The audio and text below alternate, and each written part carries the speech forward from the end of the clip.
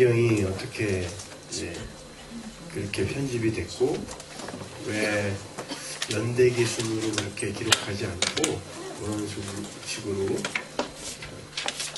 성령에 의해 성경이 편집되어 있는지에 대해서 설명을 해드리도록 하겠습니다. 어저께 우리가 이제 창세기 1장 1절 하다가 말았죠. 이제 우리가 태초에 하나님께서 천지를 창조하신 그 이유까지 이제 봤습니다. 그 이유가 안식이라고 했는데 이 안식이라는 이 단어 자체가 피조물과 하나님의 제자리 찾기라고 했어요. 그래야 비로소 안식이라는 게 오는 거고, 그 안식은 곧 의라는 말로 바꿔 쓸 수 있어요. 의로운 그 관계가 제대로 이렇게 성립이 되어 있는 상태를 우리는 의라고 하거든요. 자다크라고 그러죠. 그래서 그게 어그러진 걸 우리가 이제 불의라고 그래요. 그래서 모든 인간이 불의하다라는 건 인간들이 제자리에 있지 않고 하나님의 자리를 찬탈한 상태를 불의한 상태라고 해요. 무슨 나쁜 일을 많이 하고 죄를 많이 짓고 이런 차원이 아니라 제자리에서 자기의 본분을 지켜야 함에도 불구하고 그거를 벗어나서 인간의 이제 처음 자리 이탈이라고 그러죠. 그거를 그 처음 자리 이탈 그거를 헬라어로 휘브리스라고 그러는데 요거를 교만이라고 이제 보통 우리가 번역을 하죠. 그래서 요거는 교만이라는 이야기는 사실은 뭐 자기가 있는 위치보다 더 잘난 척을 하고 뭐 이런 정도가 아니라 그냥 자기 자리를 벗어난 그 상태가 교만인 거예요. 그걸 죄라고도 하죠. 그러니까 그 상태가 뭐냐면은 여러분이 우리가 이 인생을 살아야 하는 이유와 목적에 대해서 사람들이 좀 많이 이렇게 오해하고 있고, 사실 오해를 한다는 것 자체가 관심이 없다는 거거든요.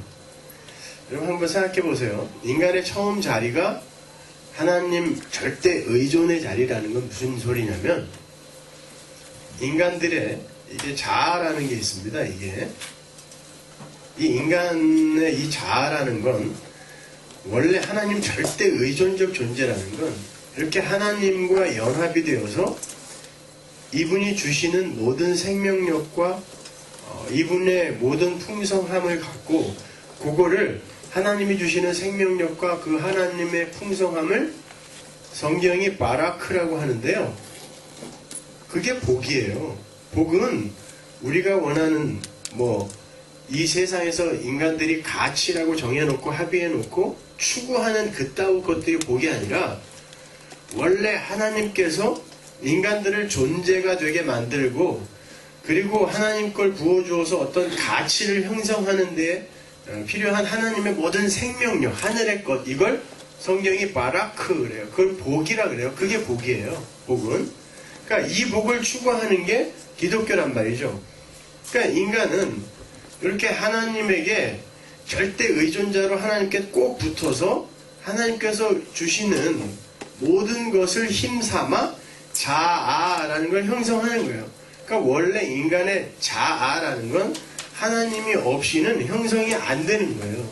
그걸 죽은 자라 그래요. 하나님과 관계없이 홀로 독립적인 개체로 존재하려고 하는 걸 죽었다라고 하는 거예요. 이것이. 이게 죽은 거거든요.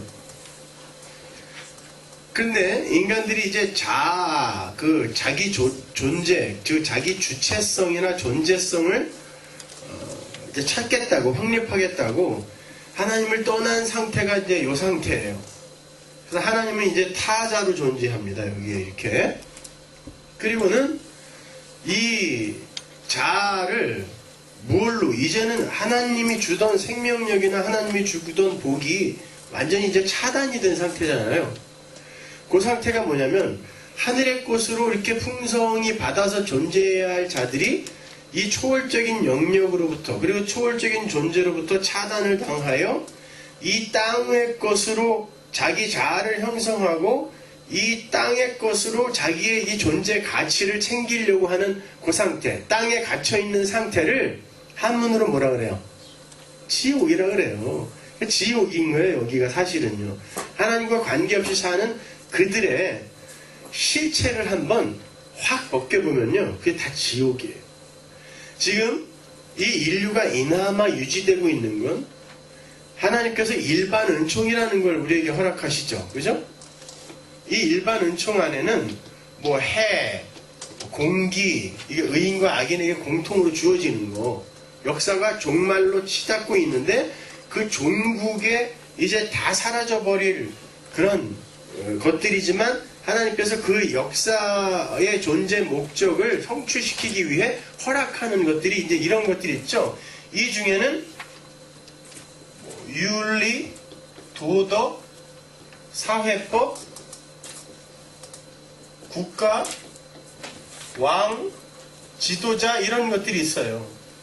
이런 것들이 뭐냐면은 이런 것들 때문에 사람들이 막 살고 싶은데 막 못 사는 거죠. 사회법이 없다고 한번 생각해 보세요. 그리고 윤리, 도덕이 없다고 한번 생각해 보세요. 하나님께서 이런 걸로 지금 인류를 이렇게 꼭 붙들고 있는데, 일반 은총이라는 것으로. 근데 이걸 확 놔버렸을 때 여러분, 이 경쟁 사회에서 이런 사회법이나 윤리나 도덕이나 어떤 이 국가 권력, 지도자의 어떤 그런 그 영향력이 미치지 않는 곳에서 인간들은요, 언제든지 상대방을 땅에 묻을 수 있는 존재입니다. 이런 게 지금 꼭 붙들고 있으니까 저걸 그냥 확 죽일까? 이러다가도 아유, 그리고 내가 감옥 가느니 한번 참지. 이렇게 사회를 이렇게 붙들고 있는 거예요, 하나님이요, 지금. 그러니까 이런 것들이 다 하나님의 일반 은총이거든요. 그러니까 이런 하나님의 일반 은총으로 지금 하나님이 붙들고 있어서 그렇지, 그걸 싹 벗겨낸 상태에서 인간들에게 니들 한번 맘대로 살아봐. 어떻게 했어요? 부부싸움 하다 죽이고, 길거리 가서 운전하다가 자기 추월하는 사람 갖다 죽이고, 실제로 화를 못 이겨서 순간적으로 요 윤리, 도덕, 사회법, 이런 국가 권력 이런 거를 망각한 채 그냥 확 쏴버리는 사람 있죠. 근데 인간들에게서 이런 게 진짜 싹 없어져 버리면 인간들은 그 즉시 좀비들 되는 거예요. 상대방의 목에 아무 때나 이빨을 꽂을 수 있는 그 상태가 되는 게 여기가 지옥이라고요. 근데 이걸 지금 하나님께서 그렇게 붙들고 계시고, 인간들 자체가 이런 도덕과 윤리로 말미암아 이런 걸 잘 지켜야 가치 있는 존재야 라고 자기들이 어떤 가치 있는 존재의 상을 이렇게 상정해 놓고, 자기들이 이런 걸 지키면서 우리는 굉장히 괜찮은 인간이지를 챙기고 있기 때문에 그나마 지금 이렇게 남아 돌아가는 거지, 이게 쑥 빠져버리면 이게 지옥이란 말이에요. 근데 인간들은 이게 원래 맞는 건 줄 알아요. 그래서 이 하나님으로부터 부어지는 이 생명력이나 이런 것들이 다 빠져버림으로 말미암아 이제 인간들이 자아를 스스로 구축을 해야 되는데, 하늘의 것은 차단됐으니까 무엇으로 자아를 구축해야 돼요? 땅의 것을 열심히 끌어모아서 자아로 구축해야 돼요. 그래서 이 땅에 사는 모든 인간이요, 돈, 일, 가족, 내 건강, 이웃, 이런 걸로 나를 철저하게 이렇게 견고하게 구축해 간다고. 그래서 요게 곧 나가 돼요, 사람들에게는. 왜 사람들이 요 돈을 많이 잃었을 때 왜 자살하는 줄 아세요?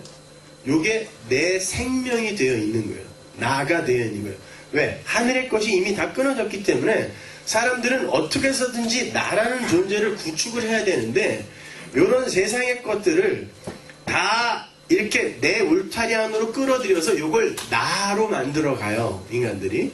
그래서 여기에는 이 일도, 그래서 어떤 일이 자기에게서 떨어져 나갔을 때 그냥 극심한 어떤 절망감을 이기지 못하고 자살하는 사람도 있고, 이 가족이 바로 나니까 부모들이 이 자녀들을 뭐 부모의 사랑으로 사랑한다 그러지만 대부분의 경우 자기들의 그 이루지 못한 어떤 욕망이나 야망을 자식들에게 투사하죠. 그래서 그 자식이 어디 가서 이렇게 홀대받고 맞고 오고 그러면은 화가 나서 못 견디는 거예요. 왜? 그게 나거든요, 나. 그리고 걔가 잘 되면 이상하게 내가 기뻐 죽겠어. 왜? 나예요. 그게 나. 그러니까 그런 식으로 우리가 가족을 붙들고 있으면 결국 그 사람을 사랑하는 게 아니라 그건 정말 상상할 수도 없는 폭력이에요. 그거는요. 자녀에 대한. 우리는 가족을 대할 때 예수님께서 이 땅에 내려오셔서 내가 검을 주러 왔다라고 해놓고 뭘 끊어낼 거라고 이야기를 하시냐면 시아버지가 며느리와 시어머니와 며느리가 자식과 부모가 그 관계를 끊어버리겠다 그러죠. 그거는 이 세상에서 예수를 믿으려면 이 관계가 다 끊어져야 된다 그런 말이 아니라 요게 지금 나라는 존재를 구축하는 데에 어떠한 그런 것으로 나에게 지금 들어와 있다면 이거는 우상인 거예요. 그래서 이걸 끊어내고 어떤 관계로 다시 재형성이 되냐면 예수님께서 돌아가시면서 요한에게 요한아 네 어머니다 라고 하죠. 천국 가족으로 재편되는 거예요. 그렇게 내 가족이 천국 백성으로 여겨질 때 그때 진짜 사랑할 수 있어요. 내 천국 가족이 이 세상에서 제일 잘 되는 게 뭐예요? 예수 잘 믿는 거죠. 그런데 보통 우리네 부모들은 예수 잘 믿는 거는 사실 별 관심 없어요. 그러니까 입시생들한테 교회는 대학교 들어가서가 자기는 매일 가서 빌면서 애한테는 그 시간에 공부해. 새벽기도 간다 그러면 새벽기도 가서 내가 대신 빌 테니까 넌 집에서 공부해. 그래요. 그래서 신앙에는 별 관심이 없어요. 그거는 천국 가족으로서 사랑하는 게 아니에요. 얘가 지옥 가든 어딜 가든 나는 아무 상관하지 않을 테니까 이 세상에서의 내 욕망에 이 성취의 한 도구만 되어 달라는 거죠. 이거는 자식을 죽이는 거예요, 여러분. 이런 거 보세요. 이게 나죠. 건강. 사람들이 왜 암이 걸리거나 이러면은 스스로 목숨을 끊어버리죠. 이게 나예요. 이유 마찬가지예요. 이 관계가 끊어지게 되면 사람들이 극심한 고립감을 느끼게 되죠. 근데 하나님은 원래 우리를 어떻게 만들었냐면 이런 것들을 우리가 끊임없이 쌓고 모아서 나를 구축하게 만든 게 아니라 요 하나님과 내가 붙어서 연합이 되어서 요게 하나의 이 하나님 나라의 새로운 그 존재가 되게끔 만든 거란 말이에요. 그러면 하나님이 여기에 붙으시려면 지금 인간이 목숨처럼 여기고 있는 요것들을 어떻게 해야 돼요? 지금 인간의 마음이 여기로 가야 되는데 여기에서 관역을 잘못 잡아서 이쪽으로 다 가 있잖아요. 요걸 헬라어로 하마르티아라 그래요. 관역을 잘못 잡다, 관역을 벗어나다. 이 하마르티아라는 단어가 요게 바로 죄라는 단어예요.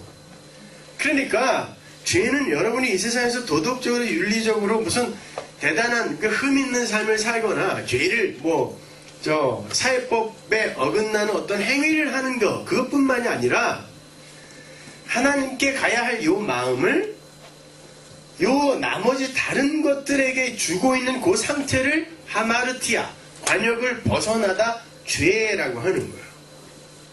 그러면 하나님이 이 죄의 상태에서 인간을 구원하시기 위해서는 어떻게 해야 돼요? 인간에게서 당신 백성에게서 이런 게 진짜 네 힘이 되는 게 아니란다라는 것을 가르치겠죠. 그렇다고 해서 하나님이 건강을 뺏어가고 가족들을 죽여버리고 돈을 이런 유치하게 이렇게 만든다는 뜻이 아니라 이것이 정말 내 힘이 아니다라는 걸 그 삶 속에서 깨닫게 해주세요. 정 안 되면 끊어내서. 그러니까 이 세상에서 이걸 많이 얻고 못 얻고는 그 사람의 어떤 가치를 결정하는 그런 조건이 안 돼요. 근데 우리는 전부 이런 것으로 다 우리의 그 가치를 챙기려고 한다니까요. 그러니까 결혼을 해도 저희 이제 청년 아이들이 많으니까 제가 주례를 거의 매주 서거든요. 이번 주 가서도 또 서야 돼요. 애들이 그 배우자를 고르는데요. 대부분 배우자 무슨 기도를 한다고 이렇게 목록을 갖고 와요, 저한테. 저한테 이제 제가 주례해주기 전에 항상 꼭 상담을 해주거든요. 결혼이 뭔지에 대해서. 그럼 목록을 쭉 적어서 갖고 오는데 대부분 여기 신앙적인 어떤 내용이 조금 들어가기도 하고, 아이를 사랑하는 남자 그런 것도 들어가는데, 대부분 이 세상의 힘이나 이 가치를 많이 쌓고 소유한 사람, 돈이 많거나 직장이 좋거나 얼굴이 잘생기거나 예쁘고 집안이 좋고, 이런 게 다 기도 제목에 들어가 있어요. 키는 180 이상. 이게 왜 그럴까요, 여러분? 요게 사람들은요, 배우자를 나의 존재의 익스텐션으로 여겨요. 그게 세상의 힘의 원리 속에서의 배우자 상이에요. 그러니까 그 상대방이 돈이 많거나 아니면 학력이 높거나 아니면 아름답거나 아니면 키가 크거나 이러면요, 그게 곧 나의 가치가 돼요. 그래서 그렇게 그 상대방을 내 가치를 오히려 높여주는데 방법과 도구로 택하게 되잖아요. 그럼 나중에 큰 문제가 생깁니다, 여러분. 그 상대방이 내 삶에 유익이 되지 않는다고 생각할 때 언제든지 끊어버릴 수 있어요. 그게 이 힘의 원리 속에서의 배우자 상이죠. 그건 아니란 말입니다. 오히려 성도는요, 남편과 아내라는 건 하나님 나라의 이 세상에 존재하는 모든 건 다 하나님 나라의 모형들이거든요. 그런데 이 남편과 아내, 이 결혼 관계라는 요것만 하나님 나라에 없는 거예요. 하나님 나라에서는 시집가고 장가가는 일이 없다고 예수님이 그러죠. 근데 이 세상에서는 왜 이거를 주냐고요, 인간들에게. 하늘나라에 있지도 않은 걸 하나님 백성들에게 도대체 뭘 배우고라고 이거를 왜 주냐고요, 이거를. 이게 바로 하나님과 하나님의 백성들 간의 관계를 설명해 주는 거예요. 그래서 에베소서 5장에 보면 남편과 아내에 대한 이야기를 쭉 하다가 내가 예수 그리스도와 교회에 대하여 이야기한다라고 이야기하죠. 그 이야기예요. 남편인 요 존재, 하나님이거든요, 이것이. 그래서 아담이요, 요 아담이 잠드는 거예요. 잠이 든다라는 건 항상 성경에서 뭘 메라포합니까? 죽음이죠. 예? 그래서 죽은 사람을 잠잔다 그러잖아요. 아담이 죽고 옆구리가 뚫려 갈비뼈가 적출이 돼요. 여자를 만들어내는 거예요. 그게 무슨 말이냐면, 아내, 교회라는 성도는, 하나님 나라의 백성은 남편의 희생으로 요 남편의 것으로 창조가 된 자여야 하나님의 백성이지, 이거와 상관없이 지 맘대로 존재하는 이 존재는 절대로 이 남편 것이 될 수 없어요. 보세요.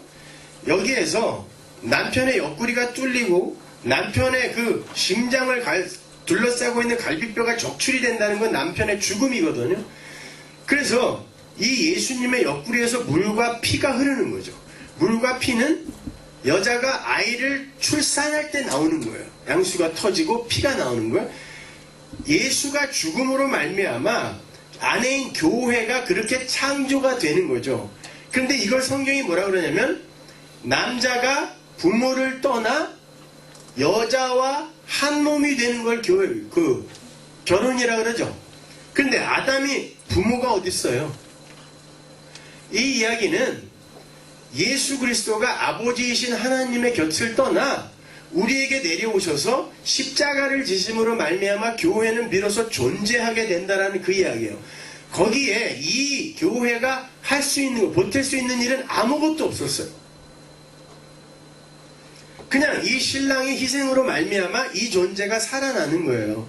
그리고 비로소 존재가 되는 거거든요. 그러니까 지금 요 이야기를, 요게 지금 이 역사가 이 세상에서 성도들에게 가르쳐 주고자 하는 거란 말이에요. 이것이 우리는 절대 우리 스스로 어떤 존재가 되거나 아니면 우리가 가치를 챙길 수 있는 존재가 아니구나를 배우는 거거든요. 예를 들어서 보세요. 남자가 부모를 떠나 여자를 창조케 하는데 어떻게 창조케 하냐면 남자 몸에서 어떤 게 빠져나가서 그게 존재가 된 다음에 이게 남자에게로 돌아와 거기에 철커덕 끼워질 때 그때 비로소 뭐가 돼요? 한 몸. 그걸 뭐라 그래요? 성경이. 보세요. 하나님이 하나님의 형상대로 사람을 만드셨는데 뭘 만들었다 그래요? 남자만? 남자와 여자. 그러니까 사람은 남자와 여자가 원래 존재하는 그 양태로 존재하여 하나가 되었을 때 사람이라는 거예요. 그래서 남편에게서 빠져나간 게 이게 혼자 객체로서 자기 주체성이나 존재성을 막 우기면서 얘가 살아서 움직이게 되면 남편의 요 빈자리로 다시 돌아가라고 했을 때 내가 왜 꼭 그 자리로만 가야 돼? 나 여기 가서 붙을 거야 하고 이 심장이 만약에 간의 자리에 가서 붙어버리면 어떻게 돼요? 한 몸이 안 되는 거예요. 못 살아나는 거죠. 그러니까 이게 남자가 부모를 떠나 이 여자와 한 몸이 되어 이제 사람이 되려고 할 때, 하나님 나라의 백성이 되려고 할 때, 요 여자에게서 반드시 선행되어야 될 게 뭐냐면 주체의 죽음이에요. 이게 여기서 죽어야 하나님이 가서 붙어 하는 곳에 철커덕 끼워지는 거예요. 그게 바로 선악과 먹지 마 그러면 안 먹는 하나님 나라 백성의 원래 모습이란 말입니다. 근데 내가 선악과 먹고 선악을 내가 판단하여 내가 주장하겠다라고 한 그게 뭐냐면 이 가서 끼워줘야 할 이게 지금 살아서 지가 주체 노릇을 하겠다는 뜻이거든. 그 성도는 이 세상에서 뭘 하고 가는 거냐면 나는 여기 가서 붙어 그러면 붙어야 되는 내 이 존재 나는 살아있다라는 나는 하나님처럼 되었다라는 그런 아담 군상의 그 본질을 박살을 당하고 가는 거예요. 아니구나 난 죽은 자가 맞구나 이거 외우고 가는 거거든요. 그러니까 보세요. 하나님은 이 세상 속에서 니네는 돈을 가치 삼아 이걸 네 생명이라고 여기면서 살면 안 되는 거야를 가르쳐주고 일, 가족, 건강, 이웃 이게 진짜 네 가치 아니야를 가르쳐준단 말입니다. 그러기 위해서 이걸 끊어내는데 이게 어디에 붙어 있냐면 내 살과 피가 돼 있어요. 이미. 그리고 선풍기 아줌마라고 아시죠? 얼굴에다 막 콩기름, 공업용 유지 이런 거 막 넣어가지고 얼굴에 선풍기만 해줬어요. 이만. 그래서 독지가들이 이제 인터넷에 막 올려가지고 독지가들이 도와서 수술을 하려고 얼굴을 열었더니 콩기름, 공업용 유지가 어디 이렇게 뭉쳐서 이렇게 따로따로 존재하는 게 아니라 살과 피 속으로 다 스며들어 버린 거야. 그걸 어떻게 긁어내야 돼요? 살과 피를 같이 긁어내는 수십 차례에 걸쳐. 이게 우리의 인생이라니까요. 이게 우리의 생명이 되어 있는 이상 절대 우리는 천국에 못 들어가요. 그때 하나님이 이 세상에서 뭘 하시겠냐고. 이게 진짜 니네 거 아니라고 끊어내기 시작하는데 그게 내 밖에 어디에 이렇게 붙어 있는 게 아니라 내 살과 피와 뼈 속에 숨어 있어. 그래서 말씀이 검이 되어서 살아서 운동력이 있어 골수와 관절을 쪼개버린다는 거야. 쪼개서 뭐 하겠다는 거야. 네 진짜 실체가 뭔지 가르치는 거거든요. 그래서 우리의 인생 속에서 이런 것들이 진짜 가치가 아니네요 라는 것을 깨닫게 되면 어떻게 돼요? 내 마음이 요리로 조금씩 이동하는 거예요. 여러분 보십시오. 우리가 생명이라고 여기고 있는 그 많은 세상 것들 이런 것들이 사라지면 내 마음이 여기에 가 있는 상태를 인간들은 이제 생명이라고 지들끼리 이야기를 하는데 이게 내 생명이에요. 돈이 내 생명이고 가족이 내 생명이고 나는 자식들 위해서 살아. 이게 무슨 대단한 부모의 뭐 모성이나 구성을 이야기하는 것 같죠? 이게 마귀가 속이는 거예요. 자식들 위해서 사는 거 아니에요. 성도는요. 예수 위해서 사는 거예요. 이게 내 생명이 되면 요게 없어지면 내 생명도 같이 사라지는 것 같잖아요. 예? 그러니까 목매다는 거예요. 그런데 내 마음이 이분께 가면 어떻게 돼요? 이분은 멸해질 수가 없었죠. 영원히 죽을 수가 없죠. 이분은 영원히 존재하는 분이에요. 내 마음이 여기에 가서 이게 내 생명이 될 때 그걸 영생이라고 하는 거예요. 그러니까 영생은 내 마음이 예수께 가는 그 상태를 영생이라고 하지, 오래오래 사는 거 그거 아니에요. 지옥에서도 안 죽어요. 그 영생이라 그래? 아니죠. 영생은 하늘의 생명을 이야기하는 거예요. 하늘의 생명이란 예수와 내가 연합이 되어 예수의 마음으로 사는 거거든요. 근데 우리는 오늘날 기독교는 어떻게 돼 있어요? 요 하나님을 여전히 타자로 딱 놔두고, 당신 내 삶에 간섭하지 마, 딱 놔두고 요것들을 더욱더 얻어내요. 나를 고집 꼭대기로 올려주세요. 이게 기독교가 된 거죠. 그럼 무슨 말이냐면, 선풍기 아줌마가 당신들 수술 같은 거 필요 없으니까 공업용 유지나 콩기름 같은 거 더 많이 넣어주세요 그러는 거야. 그래서 얼굴이 점점 커지는 거야, 이만하게. 웃기죠? 이게 오늘날 기독교라니까요. 그런데 사람들이 생각을 안 해요. 왜 예수를 믿는지 생각을 안 해요. 그냥 무조건 무당굿하는 것처럼 어떻게 해서든지 하나님을 이용하여 이걸 많이 얻어내는 게 기독교인 줄 알아요. 그냥 하나의 문화활동의 그냥 하나일 뿐이에요. 기독교라는 건. 생명과 관계가 없다니까요. 그러니까 예수님이 그런 거예요. 내가 다시 세상에 갈 때 내가 믿음을 보겠느냐 그랬죠. 믿는 자는 많은데 예수가 진짜 원하는 그 믿음이 없다는 거예요. 여러분 주변에 그런 진짜 예수 목숨 걸고 사모하는 이가 몇 명이나 됩니까? 여러분, 제가 너무 시니컬하게 이 시대의 교회를 너무 폄하하는 것 같으세요? 천만의 말씀이에요. 교회의 역사를 한번 공부해 보세요, 여러분. 교회는 늘 그렇게 한 번도 제대로 간 적이 없어요. 그 중에 그냥 소수의 남은 자들이 하나님의 백성으로서 그 자리에 존재했던 것뿐이에요. 그들을 교회라 그래요, 하나님은.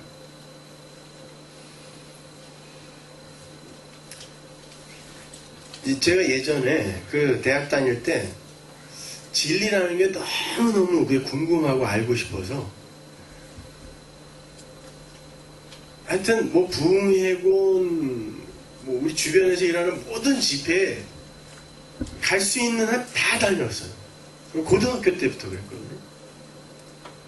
근데 저희 때 부흥회의 대부분 내용은 뭐였냐면, 그냥 헌금 많이 하고 봉사 많이 해서 복받자가 대부분 그 부흥회의 내용이었어요. 근데도 그런 소리라도 듣고 싶어서 정말 무지하게 돌아다녔어요.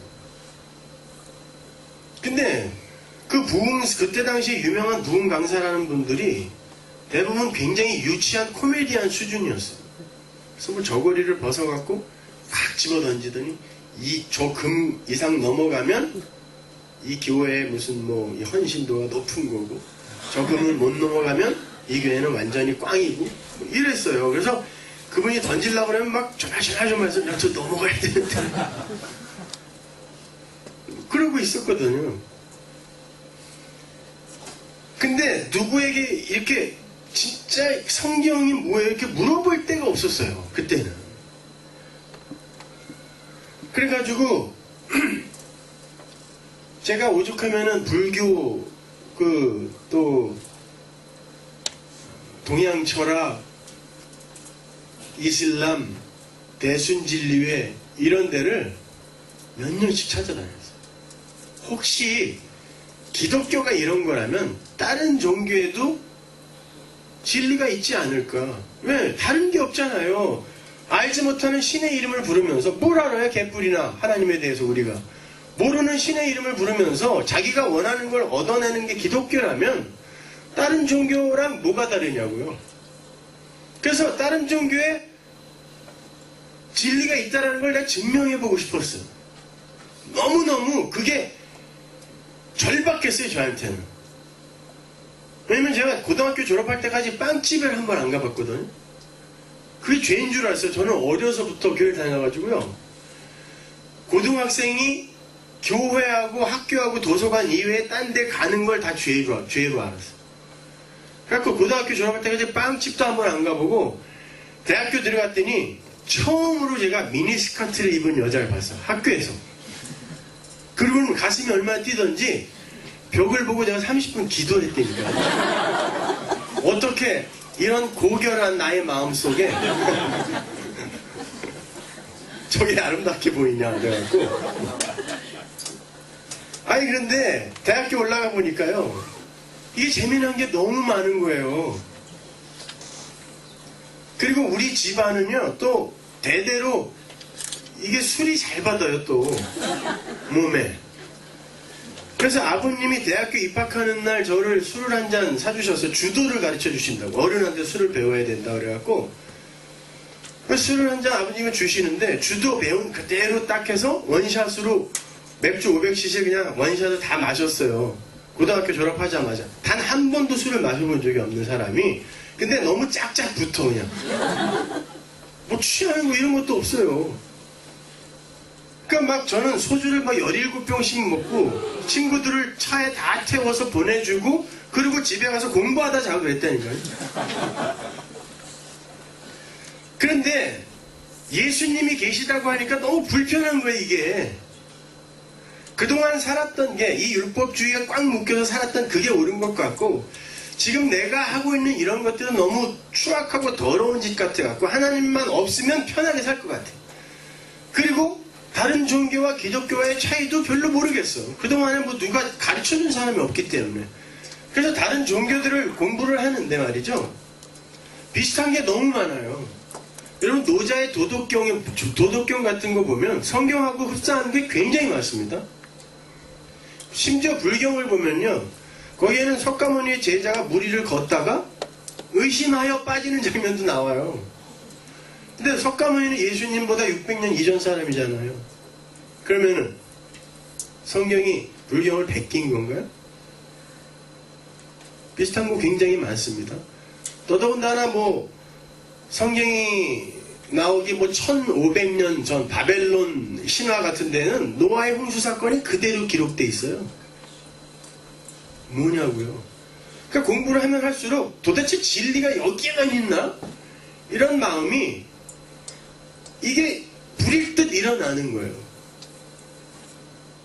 그런데 교회에 가면은 이 하나님의 말씀에 대해서 가르쳐 주지를 않고 오히려 그때 당시에 이 자유주의 신학자들이 그때 프린스톤이나 예일에서 막 들어와서 한신대라는 곳에서 이제 강의를 하기 시작했는데 김재경, 뭐 김재준, 김경재, 문익환 이런 분들 다 프린스톤 출신이에요. 근데 이분들이 뭐라고 가르쳤냐면 예수님은 하나님의 아들이 아니다라고 가르쳤단 말이에요. 그냥 우리가 쫓아가야 할 하나의 위인으로서 우리 인간의 이 존재성을 여전히 인본주의적 존재성을 끝까지 붙들고 우리가 쫓아서 살 수 있는 분으로 가르쳤다고요. 근데 이 개혁주의 진영에서 이게 아니다는 걸 아는데 도대체가 공부를 안 해갖고 이분들을 쫓아갈 수가 없는 거예요. 그때 이 개혁주의가 어디로 빠졌냐면 신비주의와 기복주의로 빠졌다니까요. 쫓아가서 가르쳐서 이들을 당해낼 수는 없으니까 신비적인 것으로 그냥 빠져버린 거예요. 그래서 오늘 교회가 이 모양이 된 거예요. 아무리 찾아다녀도 다른 종교에서 진리를 발견할 수가 없어서 저는 도가 사상을 노자장자 같은 걸 공부하고 주역을 공부하면서 저는 수많은 기적을 경험했어요. 도가 이 도를 닦는 분들이 있거든요. 한국에 그 도가에 심취한 분들은요 이렇게 붕 떠서 공중부양을 한 30cm씩 해요. 특히 절의 선방에 들어가면 스님들이 참선하다가 이렇게 붕 뜨는 사람이 꽤 많습니다. 중력 법칙을 어기는 거잖아요. 근데 그런 일이 일어난다니까요. 저도 떠봤어요. 6개월을 선방해서 이 수련을 하고 하는데 사람이 무슨 의미 있는 언어를 머릿속에 두거나 이야기를 할 땐 늘 생각을 하게 되지만 의미 없는 단어들을 끊임없이 뇌까릴 때, 방언할 때 꼭 그러죠. 사람이 머리가 맑게 열리는 거 아세요? 생각이 멈추면? 그걸 무념무상이라 그래요. 그때 사람이 붕 뜹니다, 여러분. 그래서 저는 교회 개척할 때 진짜 이거 망 한번 독하게 먹고 설교하다 한번 뜰까 그랬어요. 그 다음 주에 그냥 꽉 차는 거 아니야. 여러분, 기적이라는 게 우리 신앙에 아무런 도움이 안 돼요.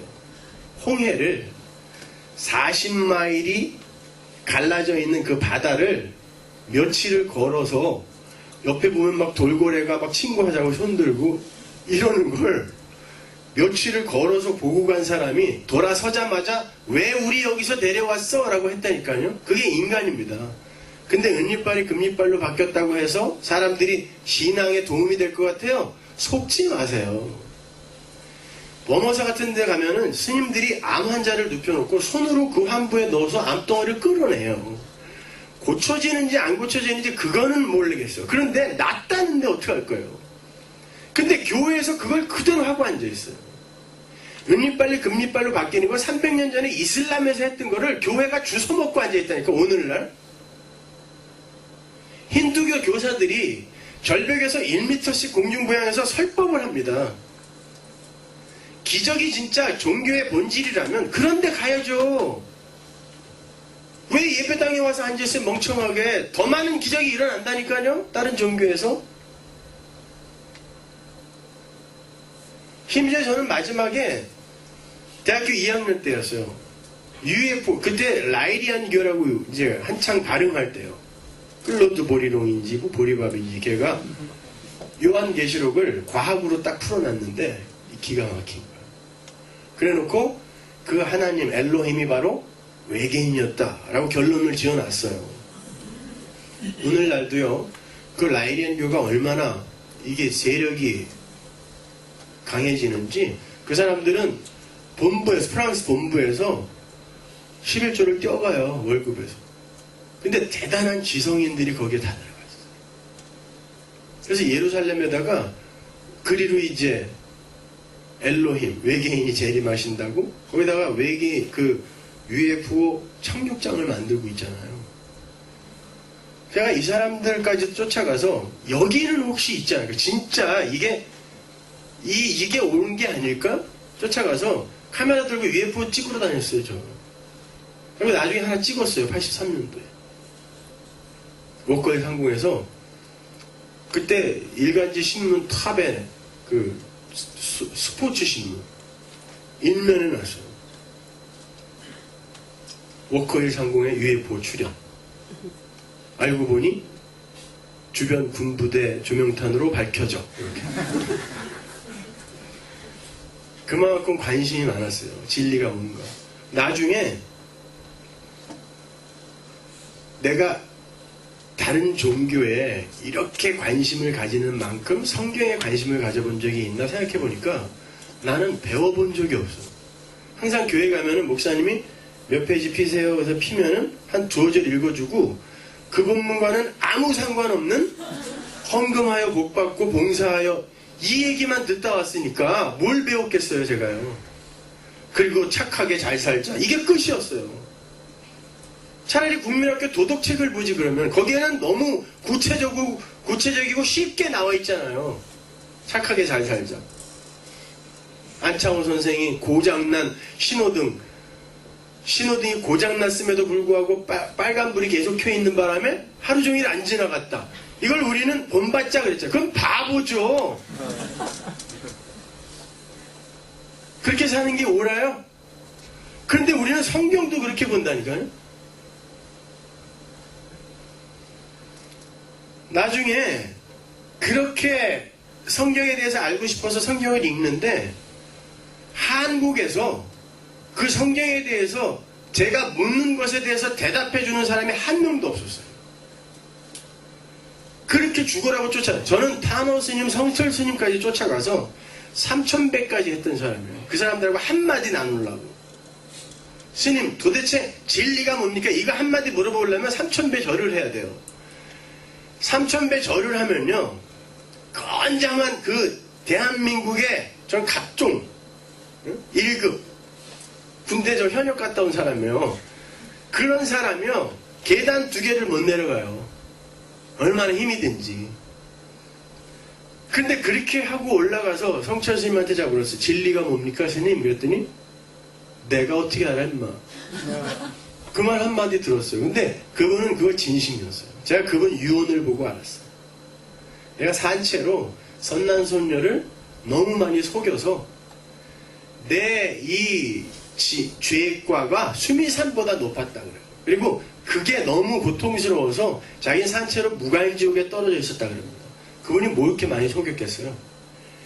자기를 사람들이 뭔 말만 하면 저기엔 무슨 메시지가 있겠지 이렇게 너무 이렇게 평가절상하는 거예요. 그러니까 아니 나는 산은 산이요 물은 물이다 이렇게.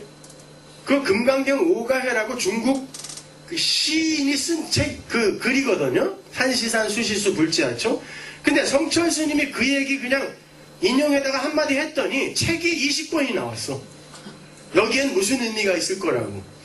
그러니까 이 사람이 나는 그런 의미로 이야기한 게 아닌데 사람들이 자기를 너무 평가절상해 주니까 난 속이고 있다고 생각한 거예요.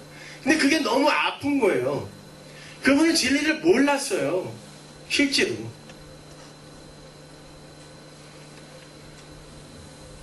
그러던 와중에 성경을 읽는데요. 이 미국에서 제가 그 청년부 회장할 때 박영선 목사님이란 분이 유학을 갔다가 딱 들어오는 거예요. 한국에. 그러더니 저희 홍정길 목사님이 이제 안식년을 가셨는데 그 새파란 부목사가 와서 하나님의 열심이라는 그 설교를 하는데 성경은 이런 거구나를 제가 그때 처음 알았어요. 처음 저에게 가르쳐준 분이 그거예요. 이런 거라면 내가 성경을 공부할 필요가 있겠구나 해서 그때부터 성경을 정리하기 시작했어요. 거의 30년 전이죠. 그렇게 그때는 뭐 책이라고는 안희숙 사모님의 죽으면 죽으리라 그거밖에 없었어요. 기독교 서적이라는 게. 워치만이 책이 얼마 있다 나왔고 나중에 로이드 존스 목사님 책은 그부터도 몇 년 후에 나왔어요. 그것도 아주 조악한 번역으로. 그러니까 여러분 한국 기독교 역사가 100년밖에 안 된다는 거 잊지 마세요. 2000년 기독교 역사 중에 그건 젖먹이 애기도 안 되는 거예요. 그런 와중에 스코필드 성경 주석이 들어와가지고 세대주의, 디스펜세이셔널리즘이 한국을 다 먹어버렸죠. 그래서 지금 한국은 세대주의 전천년설로 완전히 굳어져 버렸어요. 그러니까 아직 그렇게 미약하고 여려요. 한국의 기독교는. 그런데 여기에 대해서 이 음해한 교인들이 말이죠. 내가 뭘 알고 싶어 하고 나는 도대체 이 성경 말씀을 어떻게 공부를 해야 하나님의 백성다운 삶을 영위할 수 있는지에 대해서 전혀 관심도 없고 챌린지를 하지 않는 거예요. 가르치는 사람들에게. 무조건 아멘, 찔리면 아멘이야 무조건. 그러다 보니까 여기서는 아무 이야기나 막 하기 시작했고 여기서는 이 막 하는 이야기를 그냥 다 받아줬기 때문에 신학이 오히려 퇴보했다니까요.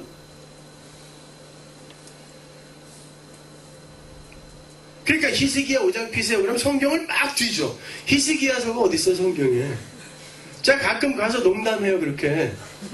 그러면 막 뒤져. 장로님도 뒤지고 어디 막 구약 신약에도 막 뒤지고. 성경을 안 읽는 거예요. 관심도 없는 거죠. 그러니까 성경 말씀하면 다 자. 다 자고 재미난 이야기 같은 거 해주면은 좋아가지고 말이죠. 여러분, 아담과 하와는요,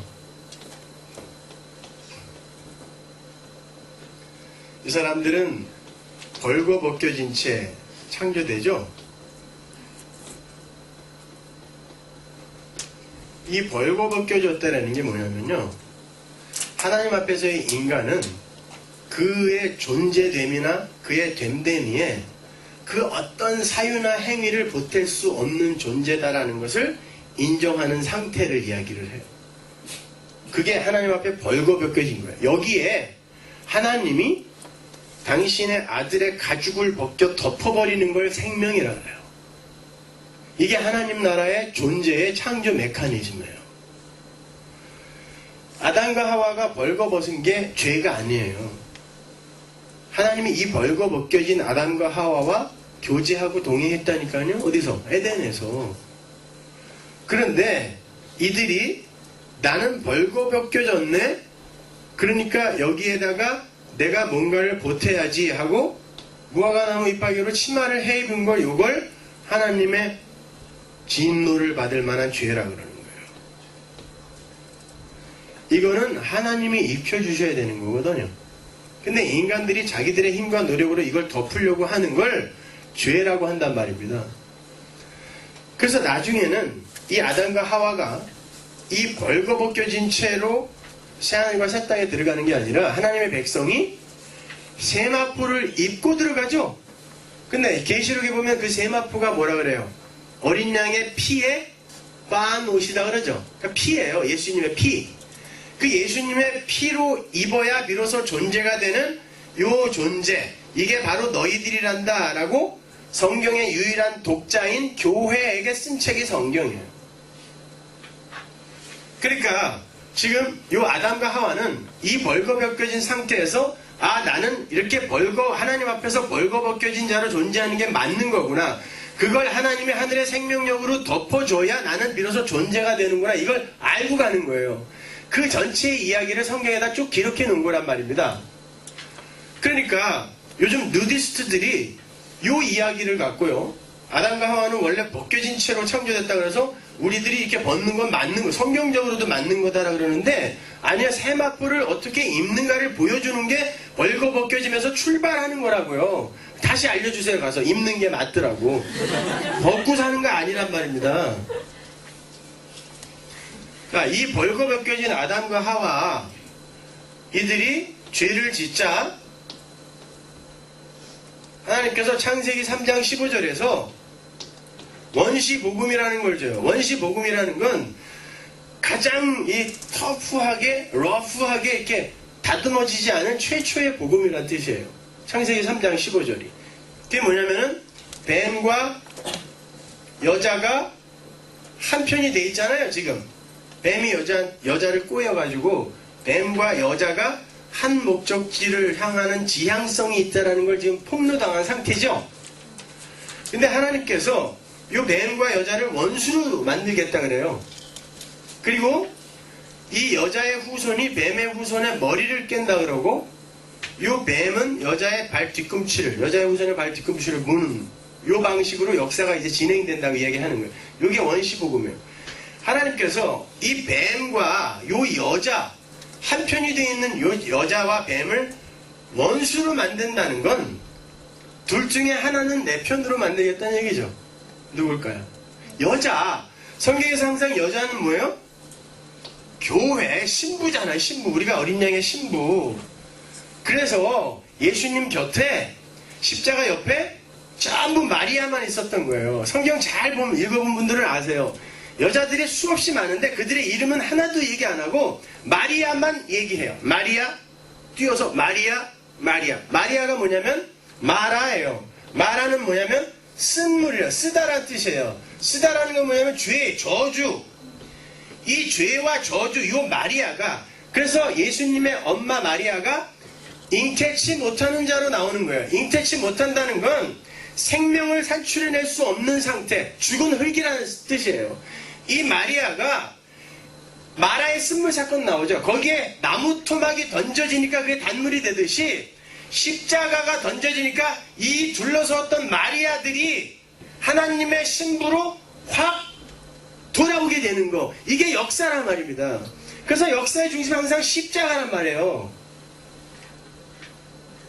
그러니까 우리는 지금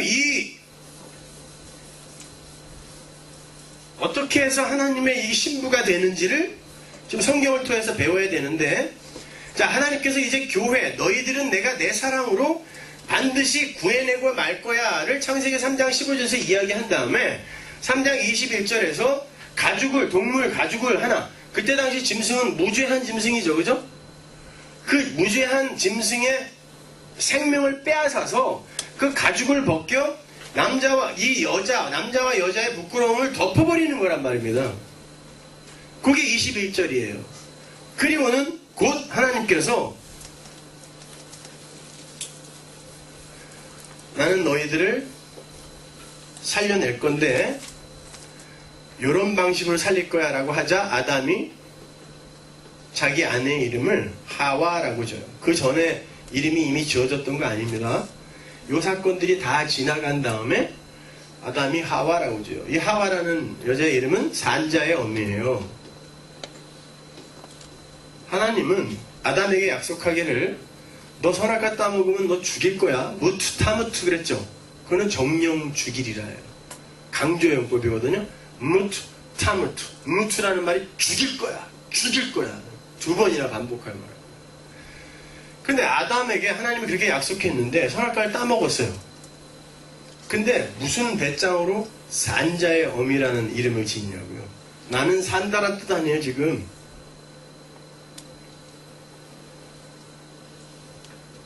아담이 우리는 이렇게 누군가의 희생으로 이 부끄러움이 덮여지는 그러한 존재로 살아야 하는 게 맞는 거구나를 깨달았다는 뜻이에요. 여러분 천국 가면 아담 만날 겁니다. 가서 따지세요. 그때 그거 왜 먹었니? 농담이고요. 그거는 하나님께서 그런 그림을 이미 창세전에 그려놓으신 거예요. 잘 한번 생각해 보세요. 왜 여자가 먼저 따먹었을까요? 그리고 왜 그 다음에 아담이 분명히 하나님의 명령을 들었음에도 그 왜 따먹어요? 그거를. 도대체 그게 얼마나 맛있는 거라고 동산에 있는 모든 식과 다 먹어라 그랬는데 그런 무시무시한 하나님의 약속을 듣고도 그걸 먹어야 돼요. 인간의 하나님 인식이라는 건 여러분이 하나님을 정말 만나셨다면 그 앞에서 머리도 못 드는 거예요. 요한이 그랬고 이사야가 그랬잖아요. 차라리 날 죽여주세요. 이거였거든요. 근데 아담이 그 하나님을 만났다니까요. 근데 이 아담이 도대체 무슨 배짱으로 이걸 먹냐고요. 생각을 하시란 말이에요. 왜 먹었을까요? 이건 하나님이 이미 디크리, 작정 속에 넣어놓으신 거예요. 왜? 성경 전체가 이 그림이거든요. 무슨 그림이냐면 하와는 분명 말씀드린 대로 아담이라는 예수의 모형으로 존재하는 건데 이 아담의 몸에서 나온 여자, 교회를 상징하는 거예요. 자, 교회는 죽은 흙에서 하나님의 은혜로 비로소 존재가 되는 백생민족 집단이란 말이죠. 그러니까 이 하와가 하나님의 은혜가 없으면 죽어 마땅한 그냥 죽은 흙으로 먼저 떨어지고 남편인 역할을 아담이 동일한 공범자로 자리로 내려가서 이 하와를 여자를 교회를 살려내는 게 예수가 바로 이 세상의 죄인의 몸으로 우리를 따라 내려와서 우리를 살려갖고 올라가는 그 십자가를 이야기하는 거예요. 나는 성경 전체에서 지금 이제 이 이야기 할 테니까 잘 들어! 라고 하는 거란 말입니다. 여러분 창세전 에베소서 1장에 보면 창세전 언약이라는 게 나와요. 창세전이라는 건 어제도 말씀드렸다시피 영원 속이라는 뜻이에요. 근데 그 시간, 현재, 과거, 미래가 통합되어 있는 창세전에 하나님으로부터 아들과 언약이 맺어졌다는 건 이미 성취됐다는 뜻이잖아요. 그래서 에베소서 1장이 전부 과거 완료예요. 시제가. 우리는 이미 하나님 보좌 우편에 앉아있고 이미 예정되었고 아들들이 되었다 그런다고요. 될 것이다가 아니에요. 다 과거 완료예요. 그러면 창세전 언약은 이미 성취되어져 있는 상태죠. 그죠? 근데 이 과거 완료로 이미 상태되어 있는 요 상태를 묵시라고 한다고요. 묵시. 이 완료되어 있는 요 묵시, 요것이 지금 역사 속에 지금 쫙 펼쳐지는 거거든요. 그거를 지금 아담과 하와의 이야기에서 하나님께서 보여주는 거예요. 나는 너희들을 분명히 하나님의 백성으로 살려낼 건데, 그래야 내 아들이 교회가 예수 그리스도의 충만의 충만이라 그러죠. 예수 그리스도의 충만. 교회가 없으면 예수님은 충만하지 않기로 이미 결정해버린 거예요. 예수님 안에서 빠져나간 어떤 게 다시 들어오지 않으면 예수님은 존재도 아니다. 근데 하나님의 언약은 성취되지 않을 수 없기 때문에 이건 반드시 이루어진다라는 의미에서 교회가 예수의 충만이라고 하는 거예요. 성경을 읽어봤어야 알지. 자, 이게 그래서 하나님은요, 이 하와가, 이 여자가 반드시 요 아담에 의해, 아담의 그 이 세상에서 내려와서의 희생으로 말미암아 하나님의 백성이 될 것임을 가르쳐주기 위해서 이제 여기서부터 출발을 하는 거예요.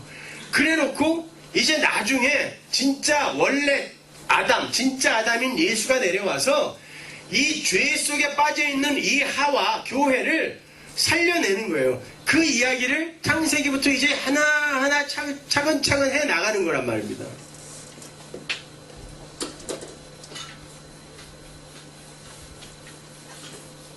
이제 그렇게 하나님의 언약이 떨어지자 아담과 하와가 애를 낳는데 그 사람 이름이 가인이에요. 근데 하와가 뭐라 그러냐면, 하나님이 나와 함께하여 내가 아들을 낳았다 그래요. 이 가인이 자기를 살릴 여자의 후손인 줄 알았던 거죠. 근데 아니었죠, 그죠? 성경은 항상 장남들을 인간의 선악 구조에 의해 이 사람은 적어도 될 것 같아. 그 뭐 사울도 그랬고, 굉장히 괜찮은 사람들은 하나님이 전부 부정해버리죠. 장남들은 전부 기각당해요. 그게 아니었어요, 원래. 그죠? 가인이 아니었어요. 이거는 하나님의 유기의 대상이었단 말이죠. 근데 재밌는 건 내가 하나님과 함께 있다 그러죠.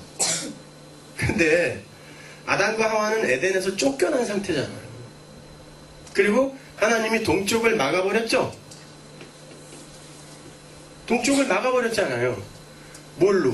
생명나무 실과 거기다 두고서 그룹들과 화영검으로 동쪽을 막았다고요. 그러니까 여기 에덴이 있다면 이 동쪽으로 아담과 하와가 지금 쫓겨난 상태예요. 그런데 아담과 하와가 하나님이 나와 함께 계셔서 내가 가인을 낳았다 그래요. 어떻게 된 거예요? 에스겔서에 나오죠, 이게요. 에스겔서 11장에 보면은 하나님께서 당신의 죄지은 백성들을 동쪽 바벨론으로 쫓아내요. 그죠? 성경에서 동쪽은 항상 저주받은 자가 가는 땅이에요.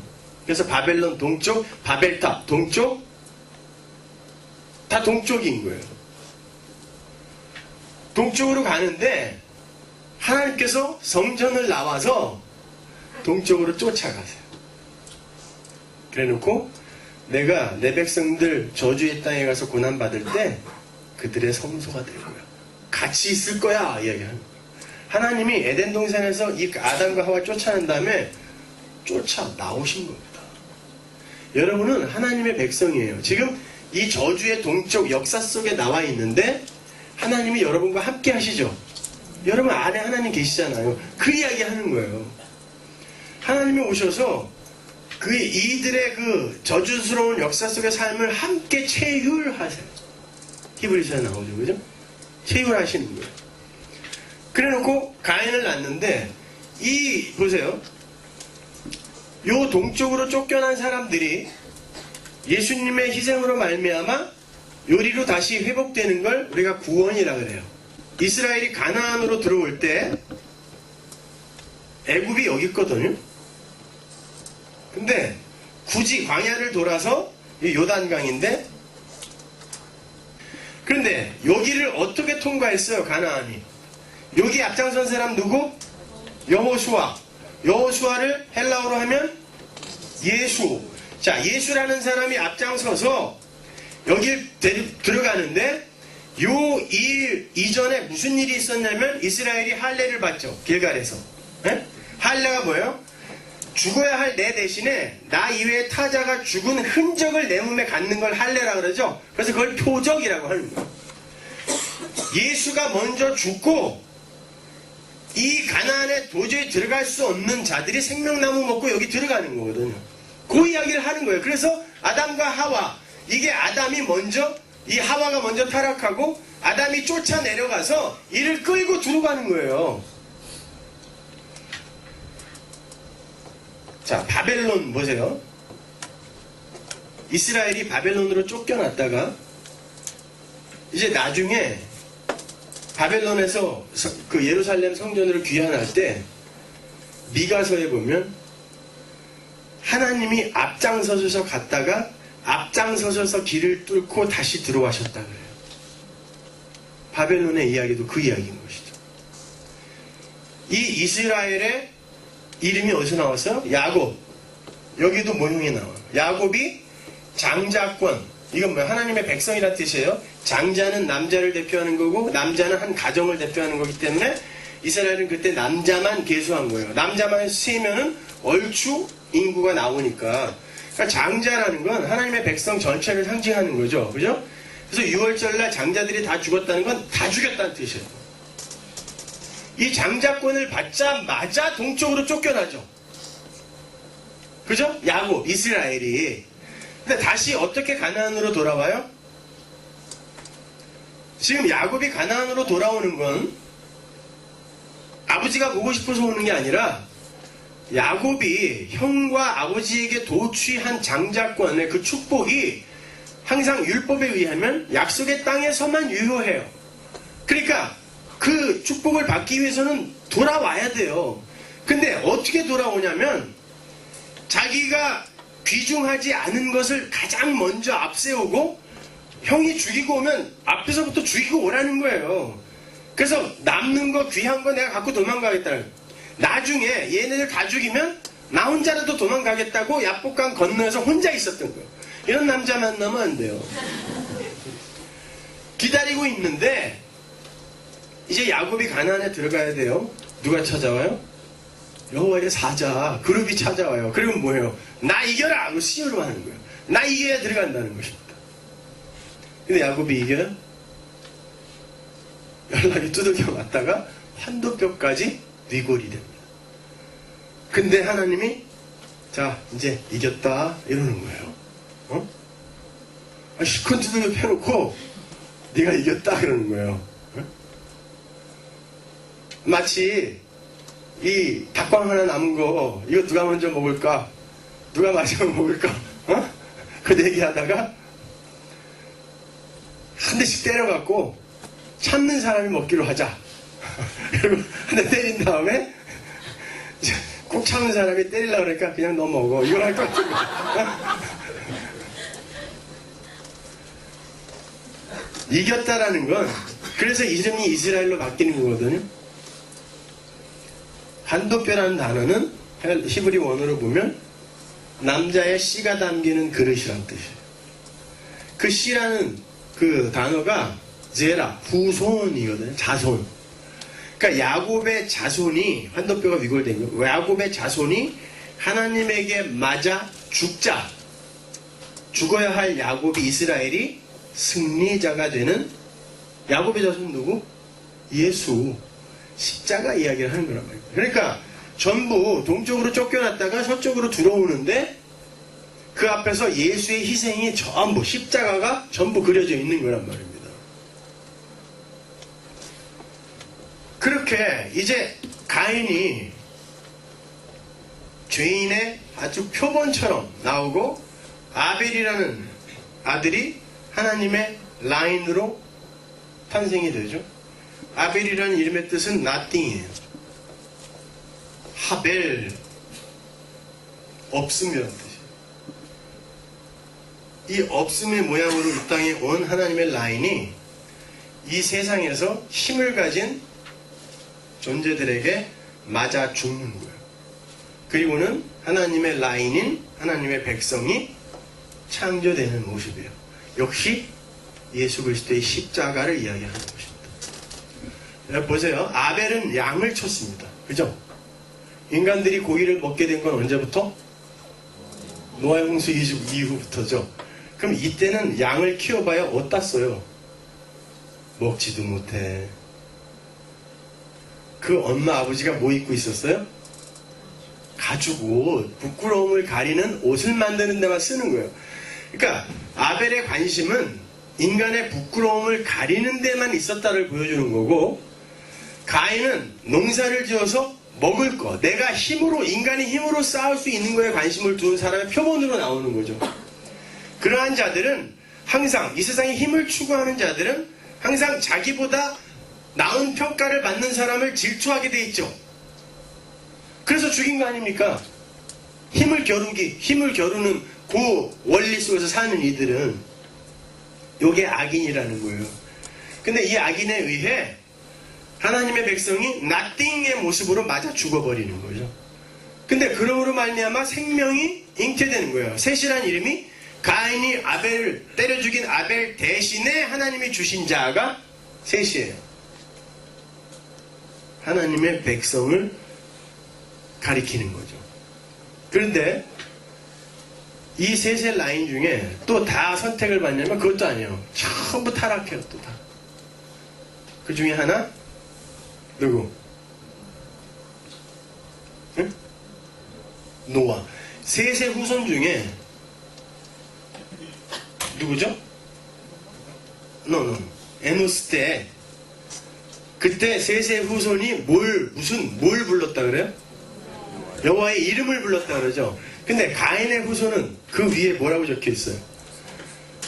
문명, 농업, 예술, 모든 면의 대장들이 되죠. 세상의 힘의 대장들이 되고, 셋의 후손은 여호와의 이름만 부르는 바보들이 되어 있는 거예요. 아까 제가 이 그림 그려드렸잖아요. 가인의 후손들은 이 모양으로 선풍기 아줌마가 되어 있고, 셋의 후손들은 하나님 나 좀 도와주세요 이 상태가 되어 있는 거예요. 그런데 세상은 이걸 승리자라 그러죠. 이게 하나님이 원하는 승리의 모습이거든요. 네, 셋의 후손 중에 노아라는 사람 하나가 선택을 받아요. 노아라는 이름 자체가 안식이란 뜻이거든요. 하나님은 노아를 통하여 안식이 뭔지를 설명하겠다는 거죠. 네, 노아가 이따 저녁 때 제가 좀 설명해 드리겠지만 방주, 다 죽어야 할 이 저주의 풍랑 위에 방주 속으로 들어가죠. 방주는 테바라는 단어인데 직육면체예요. 그리고 문이 위에 하나밖에 없어요. 창문이. 하늘만 보는 거죠. 여기에는 운전대 키도 없어요. 하나님이 가라는 곳으로 둥둥 떠다녀야 되는 거예요. 이게 성도의 인생이거든요. 근데 전부 이 저주의 물에 닿기만 하면 다 죽어요. 비까지 오고 있어요. 성경에서 항상 물은 저주예요. 심판. 이 방주가 물에 닿아 방주가 죽고 안에 있는 이들이 살아나는 거거든요. 근데 노아 홍수가 왜 일어나냐면 사람들이 여자의 아름다움을 보고, 그죠? 자기가 마음에 드는 여자들을 전부 취해서 애를 낳는데 뭘 낳냐면 거인, 네피림, 용사, 유명한 자를 낳죠. 이거 다 우리가 추구하는 거 아닙니까? 이 세상에서 큰 자 되려고 하고 용사, 이게 기보림이라는 뜻인데 용사 되려고 하고 유명한 자 되려고 예수 믿잖아요. 인생을 사는 목적이 이거 아닙니까? 근데 하나님이 니들 그래?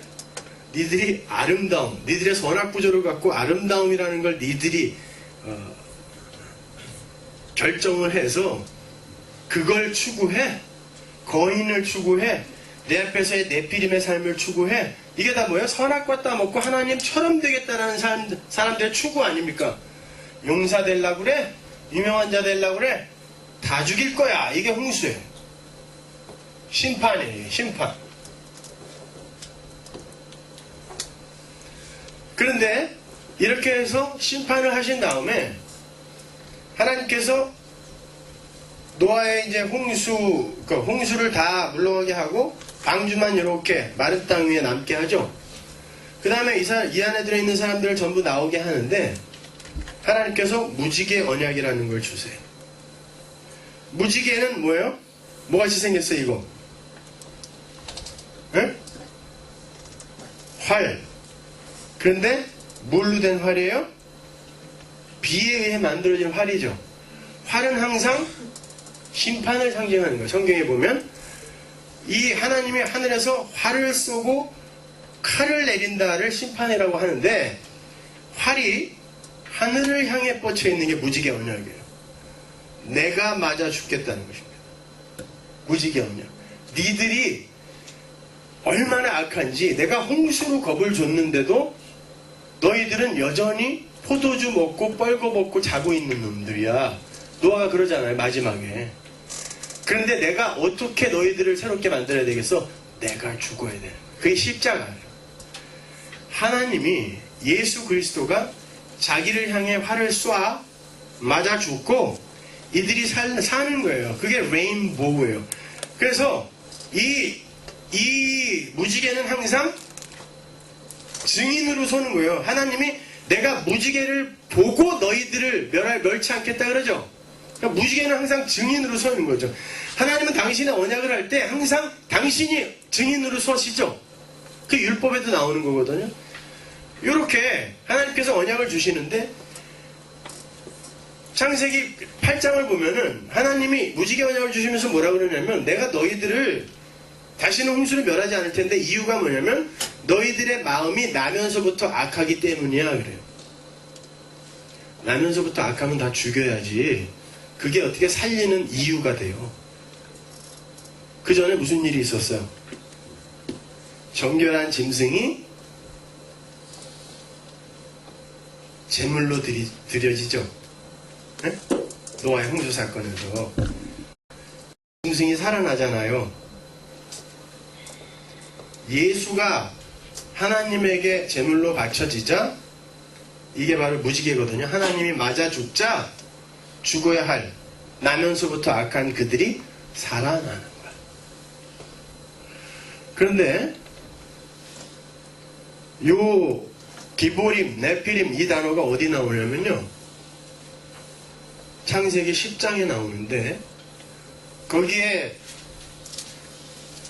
함의 후손 중에 그 이야기부터 해야 되겠네. 함과 셈과 야벳의 이야기, 그게 노아의 홍수의 마지막을 장식하죠. 거기서 셈과 함과 야벳,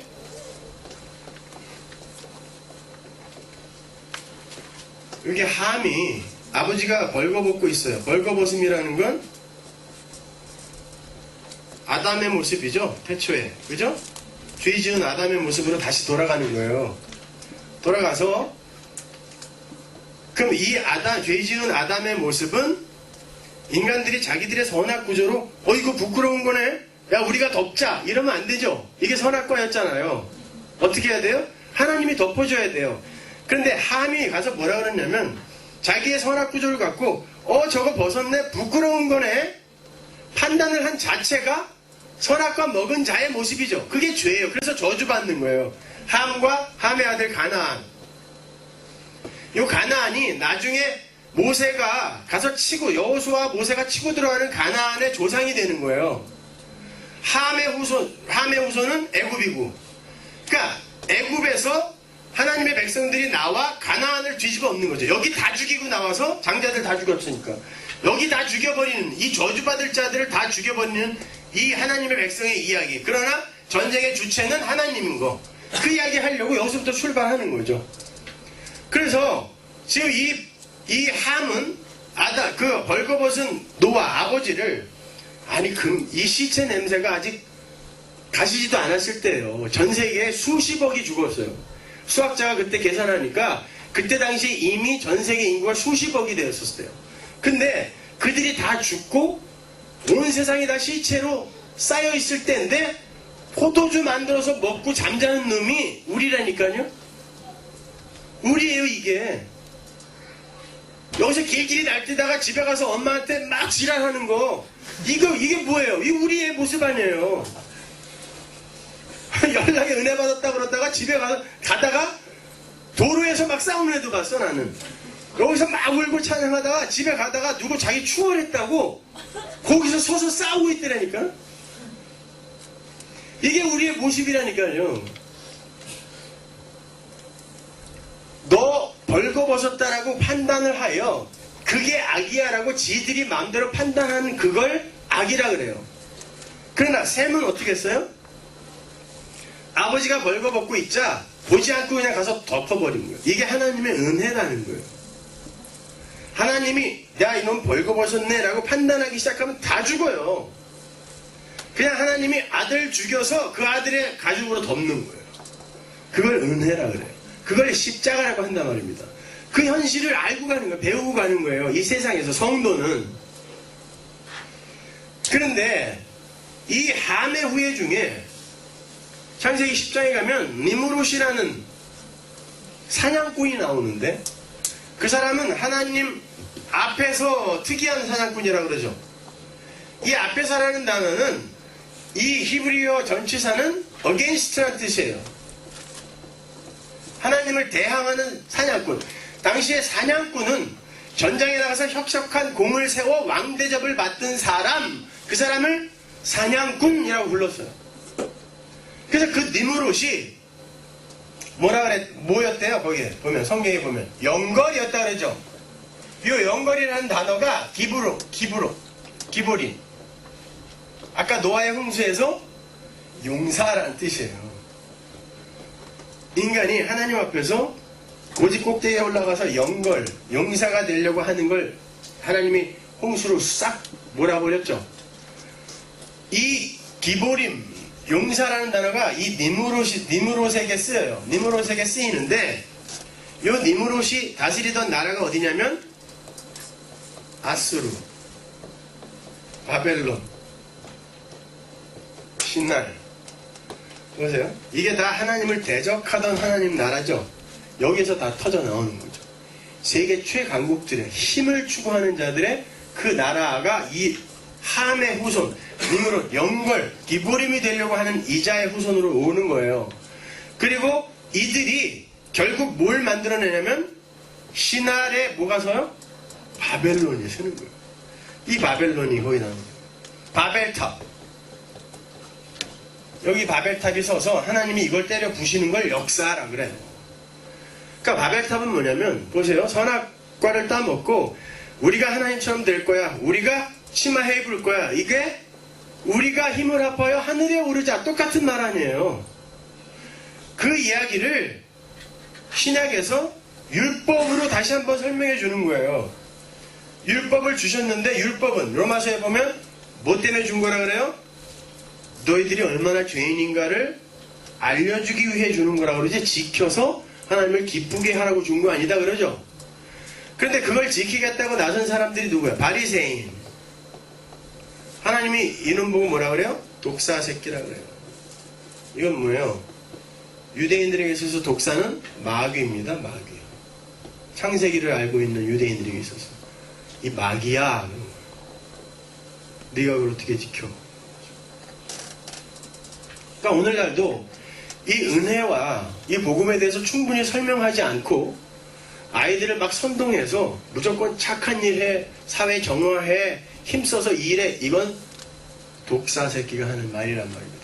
먼저 해야 될 게 뭐냐면 복음, 하나님의 은혜를 충분히 설명해 줘야 돼요. 그들이 가슴을 찢고 하나님 앞에 나오기 시작하면 선동하지 않아도 그들은 들고 뛰게 돼 있어요. 하나님 나라로.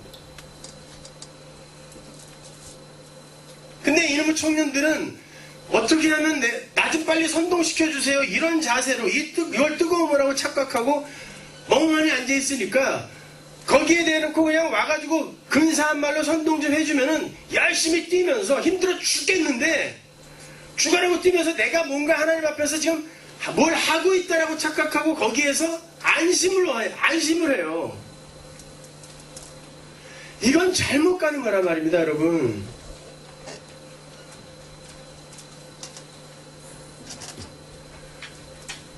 그렇게 이제 셈의 후예 중에는 또 다 구원받는 게 아니라 아브라함이라는 사람 하나만 구원받아요. 나머지는 다 뭐 했다 그래요? 우상 섬겼다 그러죠. 아브라함은 뭐 하던 사람이에요? 아버지 데라와 함께 우상 장사였어요. 그러면 아브라함도 하나님을 믿었다는 거 아니에요? 아니죠. 또 다 무너졌다는 얘기야. 또 이게 인간이에요. 또 다 무너졌는데 하나님이 그 중에 제일 불가능한 놈 찾아가는 거예요. 우상 장사. 딴 사람은 그냥 우상을 섬겼는데 얘는 만들어 팔던 사람이죠. 응? 찾아가서 내가 널 어떻게 살리는 줄 아는지 한번 봐. 이걸 믿음이라고 하는데 한번 봐. 그래서 믿음의 조상이에요. 아브라함이 뭐가 잘나서 믿음의 조상이 아니라 믿음은 무엇인가를 내가 얘를 통해 설명해 줄게. 그래서 믿음의 조상이에요. 여러분 적어도 우리는 지가 살겠다고 마누라를 2번씩 안 팔아먹습니다. 그것도 한 번은 뱃속에 약속의 자손 이삭이 들어있을 때 그랄 왕한테 팔아먹죠. 90살 여자가 뭐 얼마나 이뻤는지 모르겠지만 하여튼 팔아요. 그래 놓고는 그 바로가 주는 폐물이나 이런 거를 또 다 받아갖고 가. 일말의 양심이라도 있었으면 그거는 안 받아갖고 가야 옳죠. 내가 진짜 살려고 마누라 팔았지만 이것까진 받을 수 없어. 이게 적어도 양심 있는 남자의 자세 아닙니까? 근데 그걸 다 받아갔다는 건 뭐예요? 기쁘게 갔다는 거예요. 너 하나 희생해서 내가 이렇게 훌륭하게 됐구나. 내가 제사는 확실히 지내줄게. 그래서 아브라함이 부자 된 거예요. 그때부터. 이걸 본받겠다고 그러는 거예요. 지금 이 아브라함을 이렇게 하나님께서 쫓아다녔는데도 흉년이 들자마자 또 애굽으로 내려가. 하나님이 밀어 올려놓으면 또 싸워. 이러다가 결국 모리아산에 세우죠. 하나님이. 모리아산에서 십자가가 한 번 또 나오는데, 자, 죽어야 할 어떤 아들이 자기가 자기를 불태울 나무를 짊어지고, 이게 뭐예요? 십자가. 산을 오르죠. 거기가 무슨 산? 모리아산. 모리아산은 시온산. 시온산은 성전이 있는 곳이죠. 예루살렘. 거기에 골고다가 있어요. 자기가 죽어야 할 나무를 짊어지고 그 산을 올라가는 거예요. 아버지의 명을 받아. 이미 그 번제할 나무를 짊어지고 올라갔다는 건, 여러분 짐승 하나 태우는데 나무가 얼마나 많이 필요한 줄 아세요? 시골에서 개 태워본 분 아시죠? 나무를 그걸 짊어지고 올라갔다는 건 이미 사춘기가 지났다는 거예요. 7살짜리 애가 그걸 짊어지고 갈 수 있어요? 그러면 아브라함은 이미 110살이 훨씬 넘은 거죠. 그러면 아들이 아버지의 말에 순종하지 않기로 결정했을 때 이 아버지를 밀쳐버리면 돼요. 근데 순종하여 자기가 죽을 나무를 짊어지고 올라가는 거야. 아버지의 명령을 따라 자기가 매달려 죽어야 할 십자가를 짊어지고 하는 예수의 모형인 거죠. 골고다로 올라가는 거예요. 그리고 거기에서 실제로 그자가 죽는 거예요.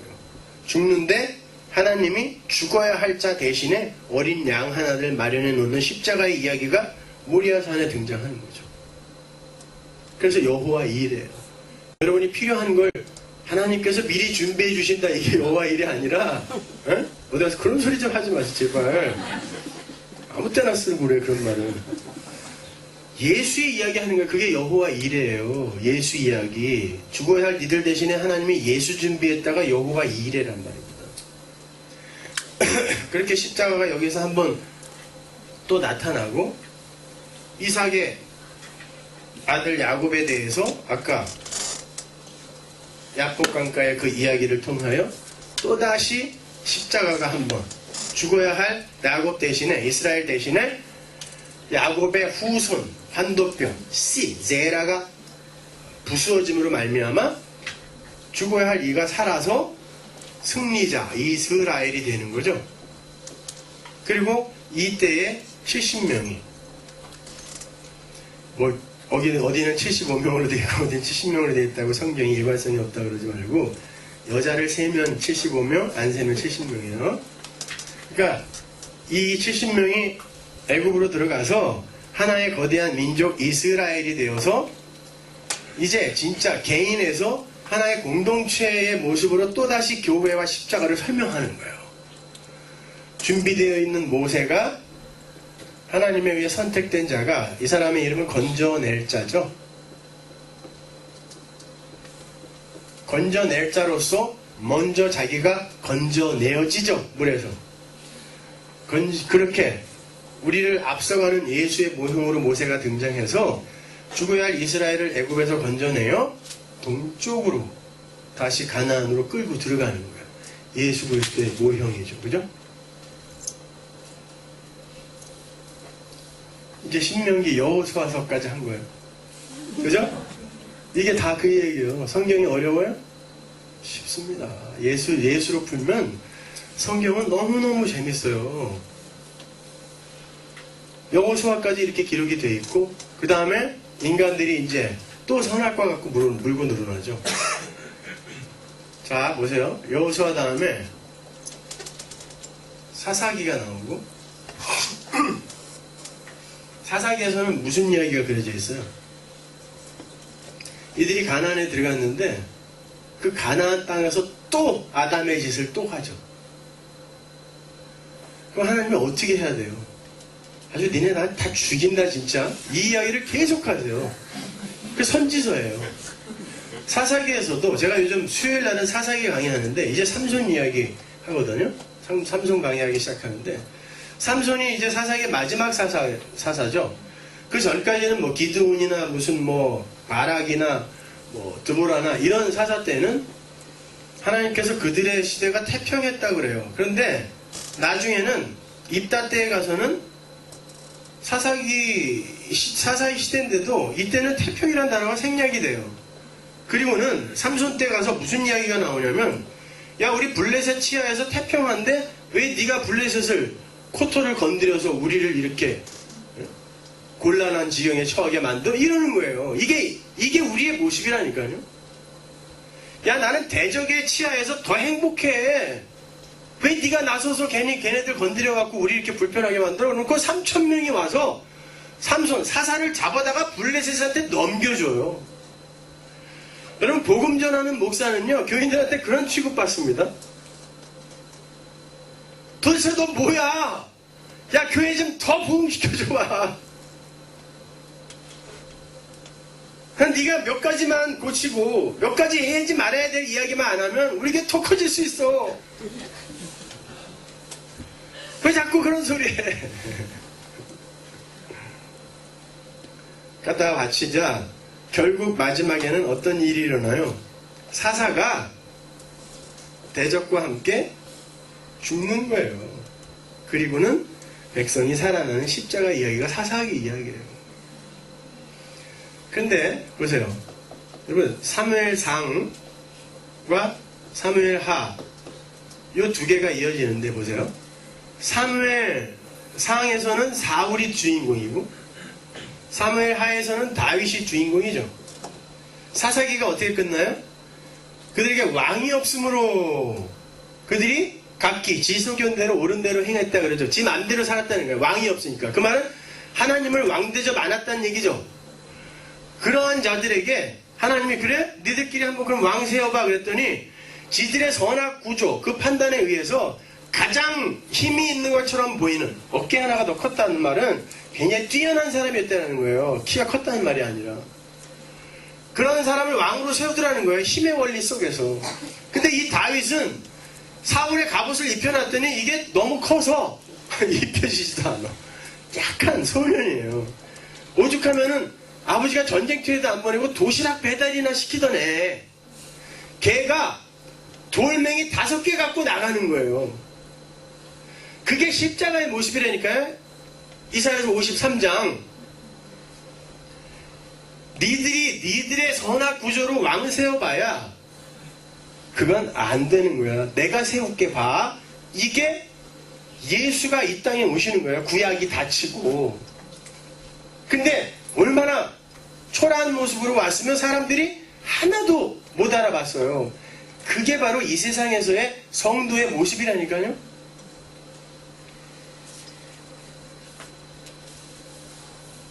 그런데 그 뒤에 그 사이에 룻기가 들어가 있죠. 이거는 보아스와 룻의 사랑 이야기가 아니라 룻은 여자, 신랑, 거지예요. 거지돼서 왔잖아요. 그래서 내가 종보다 못한 여자라 그래, 자기가 스스로. 거지가 지주와 결혼하여 나를 덮으라 그러죠. 그 덮다가 창세기에서 하나님이 그들을 덮다, 셈이 노아를 덮다, 그 단어예요. 나를 신랑이여 나를 덮으세요 그러죠. 그게 결혼해달라는 뜻이에요. 그 성경이 너무 일관성 있지 않아요? 창세기 1장 1절부터 다 그 얘기예요. 덮으세요. 덮자. 지주가 거지를 덮자. 거지가 지주의 위치로 격상이 되는 거예요. 이 복음의 이야기, 이 이야기가 다윗에서 시작된다. 그래서 이 둘의 아들이 다윗의 할아버지 누구요? 오벳 2세 다윗이라는 이름이 여기 처음 나오고 그 다음에 이제 쭉 연결이 되는 거예요. 그리고 열왕기 상하, 역대 상하 거기에서 또 그렇게 폐역한 모습들 보여주고 열왕기 상하에서 엘리야와 엘리사 이 이야기로 예수를 한 번 더 보여주죠. 어떻게? 엘리야가 수많은 기적을 일으키면서 이제 엘리사라는 자기의 후계자를 낳기 위해 어디로 가요? 길갈에서 베델, 요단, 동편 어디에요? 동쪽으로 가죠. 그때 여기서 승천을 하죠. 예수님이 하늘에서 저주받은 하나님의 백성들이 사는 동쪽 땅으로 인카네이션, 성육신하여 내려와서 그 자리에서 십자가 지고 승천하자. 그러면서 뭐라 그래요? 나보다 더 큰 일 한다 그러죠. 엘리야가 동쪽으로 가서 승천하면서 영감, 갑절의 영감을 주는 어떤 존재를 만들어 놓고 올라가는데 이 엘리야가 올라가자마자 어디로 와요? 요단 동편에서 여리고, 베델, 사마리아 이렇게 서쪽으로 들어가는 거예요. 이 이야기를 열왕기 상하에서 또 한번 십자가가 뭔지를 보여주고 하나님의 구속사가 뭔지를 보여주고 그리고 나서 솔로몬 때 가가지고 성전이 완성되는 것으로 한번 딱 일단 딱 짓는 거예요. 성전이 완성된다라는 건 하나님 나라의 완성을 모형하는 거거든요. 그래놓고 또다시 선지서, 대선지서부터 시작해가지고 니네 다 죽는다 이렇게 나오는 거예요. 또 계속 그 설명하는 거예요. 근데 내가 어떻게 너희를 건져내고 성전을 완성시키는 줄 알아? 이 얘기하는 거예요. 그래서 중간에 성경을 가운데를 뚝 피면은 시가서 5개가 나오죠. 성경은 항상 카이즌 구조라고 그랬어요. 카이즌 구조는 뭐냐면 가운데를 뚝 피면은 제일 가운데 있는 게 핵이에요. 핵. 그래서 시가서는 예수를 이야기해요. 전부 다. 제가 이제 올 여름 저희 수련회 때 코스타랑 같은 기간에 하는데 그때 아가서를 할 건데 이 아가서를 보면요. 이건 다 예수 이야기예요. 예수와 하나님의 백성. 신랑과 신부 이야기죠. 시가서를 딱 여기 예수가 바로 이거야를 설명한 다음에 그 다음에 요 전에는 뭐예요 근데? 에스라, 느헤미야, 에스더 이게 뭐예요? 성전 재건에 대한 이야기 아니에요. 요렇게 해서 성전 완성할 거야 이 이야기 하는 거예요. 그 다음에 여기서 또 다시 선지서에서 다 죽일 거야 그런 다음에 학계 스가랴 뭐야 이게 또 성전 재건 그리고는 말라기에서 구약을 전부 정리를 하죠. 야 니네 여태까지 다 해봤는데 되니? 안 되죠. 그러면서 뭐라 그래? 성전문 좀 닫아다오 그러죠. 그 말은 뭐예요? 구약아 니네는 실패. 성전문 닫아다오. 그럼 뭐 하겠다는 거예요? 이제 내가 한다. 그리고 율법의 시대를 닫아버리는 거죠. 그리고는 마태복음에서 아브라함과 다윗의 후손 예수 그리스도의 세계라 나오는 거예요. 그리고는 거기에서 그들이 기다리던 육신적 의미에서의 메시아 누구예요? 이 사람들이 기다리던 누구를 기다려요? 어떤 왕? 다윗. 그래서 마태복음 1장에서 족보 속에서 다윗을 빼버리는 거예요. 어떻게 빼버리냐면 14대라고 하는데 두 번째는 15대예요. 잘 세보면은. 어? 근데 여기에서 어떤 말이 들어갔냐면은 솔로몬을 우리아의 아내라 그래. 저기 솔로몬의 엄마 바세바를 우리아의 아내. 우리아는 죽었잖아요. 근데 우리아가 죽음으로 말미암아 탄생한 게 솔로몬이죠. 우리아가 안 죽으면은 아버지가 뻐젓이 살아있는데 이 사람이 어떻게 태어나요, 이게? 예? 그러니까 우리아의 아내, 밧세바를 우리아의 아내라고 하는 건 다윗 너는 죽어야 할 자인데 시편 51편에 보면 꺾으신 뼈로 말미암아 나를 정결케 하소서 그러죠. 나는 주님이 꺾으신 뼈 우리아와 그 무지한 아기의 죽음으로 내가 살았다라는 그 뜻이에요. 그러니까 다윗이 여기서 기각이 되고 빠지는 거예요. 그래서 이 마태복음 1장의 족보가 다윗부터 시작해요. 아브라함과 다윗이 아니라 다윗과 아브라함으로 시작해요. 니들이 그렇게 다윗, 민속 메시아를 원하는데 그 다윗이 누군 줄 알아? 라고 하면서 다윗부터 시작하여 14, 14, 14 이것도 다 다윗이에요. 이때는 아라비아 숫자가 없었기 때문에 자음에, 히브리어 자음에다가 숫자를 대입해서 썼다고요. 이 D, 4, 6, 4라고요. 달렙, 와우, 달렙이. 그러니까 이 14가 데이빗, 다윗이에요. 다윗 기다려? 그래, 다윗 해놓고 얘 우리아의 아내라. 그래가지고 다윗을 빼버려요. 그러면 14, 14, 14가 되는 거예요. 그래 놓고, 그러면 누구냐? 그때 다윗과는 전혀 비슷하지도 않은 목수의 아들이 와서 그 일을 영적으로 해내고 가는 거. 십자가의 이야기. 그게 사복음서. 그리고 나서 그 예루살렘과 온 유대와 사마리아와 땅끝까지 이르러 하나님이 증인의 모습으로 가죠. 예수님이 요한복음에서. 그죠? 예루살렘에서 성전 다 뒤집어 엎고 유대 관원 니고데모 만나고 사마리아 여인 만나고 그 다음에 왕의 신하의 아들 고치죠. 그죠? 그게 사마리아 온 유대와 땅끝까지 이르러 하나님이 지금 먼저 가고 있는 거죠. 그리고는 그걸 나는 하나님 나라에 올라가고 성령을 보내서 니들 안에서 그것을 십자가를 이 세상 속에서 액츄얼라이즈 하여 보일 거야. 이게 사도행전이에요. 그래서 사도행전에 보면 예루살렘 교회가 스데반의 죽음으로 말미암아 핍박받아 그들이 온 유대와 사마리아로 흩어지더라 그러죠. 그게 사도행전 8장 2절. 그렇게 온 유대가 흩어지면서 가면서 이디오피아 내시에게도 복음이 전해지고 하는 땅 끝까지 이렇게 전해지는 모습을 보여주는 거예요. 그러니까 우리의 삶 속에서 예수가 지금 일하고 계시다는 뜻이죠. 그걸 교리적으로 다 설명해 놓은 게 로마서. 그리고 그 다음에 유다서까지의 시가서가 이 세상에서의 성도의 삶이 그래서 어떤 모양으로 펼쳐지게 될 것임을 보여주면서 야 니들 그때 이런 거 저런 거 조심해 라고 권고해주고 요한계시록에서 그 묵시 완료된 묵시가 쫙 펼쳐져요. 이렇게 설교 안 하는 건 다 가짜예요. 예수로 결론이 나지 않는 건 그냥 자기 얘기하는 거예요. 도덕적으로 윤리적으로 잘 먹고 잘 살자 이렇게. 그건 어디 가서도 들을 수 있는 거예요. 여러분은 예수를 배우셔야 돼요. 십자가를 배우셔야 됩니다. 그리고 거기에 감동하셔야 되고 거기에 감동하는 만큼 세상이 내 손에서 이렇게 모여져 나가게 되는 거예요. 그걸 자기 부인이라 그래요. 그러니까 엉뚱한 짓들 하려고 하지 말고 예수를 잘 배우세요. 그러면은 정말 천국에서 맨발 벗고 뛰어나와 잘했다 내 아들아 잘했다 내 딸아 라는 그 말씀 여러분이 하나님부터 들을 수 있을 거예요. 자, 기도하겠습니다. 하나님 은혜를 감사합니다. 하나님 저희들에게 또 이렇게 귀한 만남 허락하시고 예수와 십자가를 이야기할 수 있게 해주심을 감사합니다. 하나님 그 예수만 꼭 붙들게 하여 주옵소서. 이 세상 그 어떤 것도 우리를 흔들지 못하게 하여 주옵소서.